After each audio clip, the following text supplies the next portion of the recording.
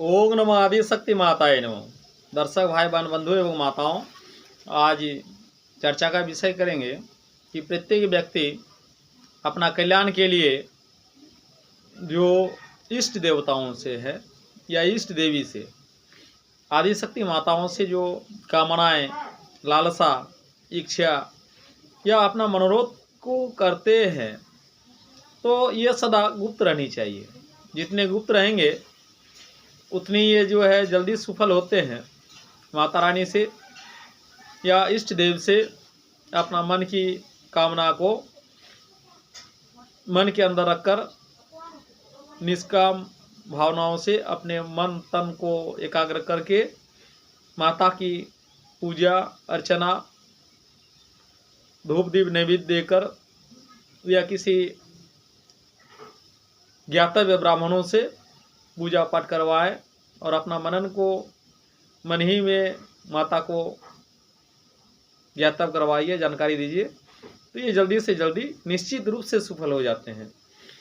तो और जो पूजा करते हैं तो साधना जो है, इसी का नाम साधना, कि कोई भी कार्य करते हैं तो साधना को गुप्त रखने का महत्व क्या है, इसके बारे में चर्चा करेंगे। जैसे कोई विद्यार्थी को क्या मन में है कि भाई हम इतना % लाएंगे, वो पहले ना बोले। जब वो सफल हो जाएंगे तब वो खुद प्रकाशित हो जाएगा। इसी का नाम है साधना। जब साध्य हो जाते हैं तो साधना खुद स्वतः प्रकट हो जाते हैं। तो साधना को गुप्त रखने का महत्व, शास्त्रों में यह ज्ञात होता है कि साधना को, अपने द्वारा की गई साधना को गुप्त रखना चाहिए। इसे प्रकट करने का निषेध बताया गया है। यह प्रश्न विचारणीय है। धर्मशास्त्रों में साधना को गुप्त रखने का आदेश है। इसमें 2 कारण हैं। पहला कारण यह है कि साधक को साधना नष्ट हो जाती है और उसे स्वयं को हानि उठानी पड़ती है। साधारण से साधारण साधना भी जन साधारण को पता चलती है तो वह साधना का सम्मान करने लगती है, उसे भगवान का स्थान दे देती है। तंत्रों में भी लिखा है कि यदि साधक का साधना का पता जनता को लग जाए तो उसी दिन तांत्रिक की मृत्यु समझ लेनी चाहिए। यानी कि कोई ब्राह्मण भी आप क्या साधना किए हैं, आपका क्या मनन है, उसको किसी को दूसरे को प्रकट नहीं करना चाहिए। साधना का फल से जितना अधिक यश होगा उसका फल उतना ही कम हो जाएगा। जब जन साधारण को सम्मान देने लगती है तो साधक स्वयं को अन्य से भी समझने लगते हैं। उससे साधक अहंकारी बन जाता है। वह वापस उसी कीचड़ में फंस जाते हैं जिसके निकलने के लिए वह प्रयास कर रहा था। उसकी साधना भूल जाती है। भगवान गीता में इस संबंध में लिखा है कि क्रोध से, समोह से, श्रुति विनम्र से, बुद्धिनाश से सर्वनाश हो जाता है। साधना के प्रकट होने से अनेक व्यक्ति अपनी स्वार्थ सिद्धि के लिए साधक के भक्त बन जाते हैं।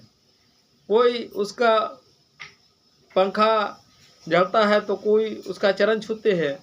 इस प्रकार उसका सारा कार्यक्रम बिगड़ जाते हैं और वो अपने नित्य कार्यों को पूरा नहीं कर पाते हैं, जिस कारण उसकी साधना अधूरी रह जाती है।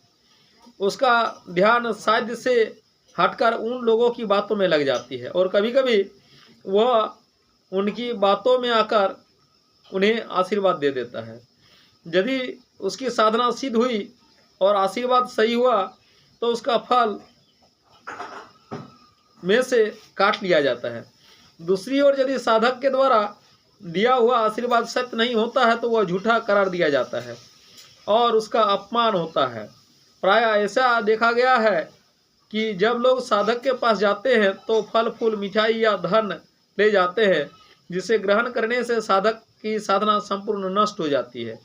इससे भी अधिक हानि उस समय होती है जब साधक के पास चेलियां इकट्ठा होने लगती है और बहुत बड़े ये अनिष्ट का जो है होने की प्रबल संभावना बढ़ जाती है। इस प्रकार देखा यदि जाता है तो साधना के प्रकट हो जाने पर साधक को स्वयं बहुत हानि उठानी पड़ती है।